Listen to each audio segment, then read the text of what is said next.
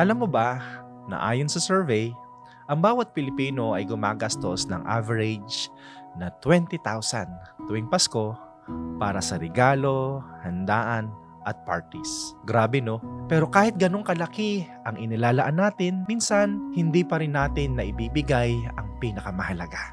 Fact check, sabi sa Luke chapter 2 verse 11, isinilang sa inyo ngayon sa bayan ni David ang tagapagligtas, ang Kristong Panginoon. Ibig sabihin, higit pa sa shopping, handaan at regalo, ang tunay na essence ng Pasko ay si Jesus. Una, ito ay tungkol sa pamilya. Ang unang larawan ng Pasko ay Belen, isang pamilya na pinuno ng presensya ni Kristo. Pangalawa, ito ay tungkol sa pag-ibig. Dahil ganun na lamang ang pagmamahal ng Diyos, kaya ibinigay niya ang kaniyang anak. At higit sa lahat, ito ay tungkol sa pananampalataya.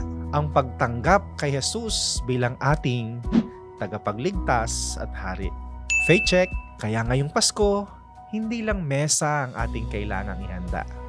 Ihanda rin natin ang ating mga puso.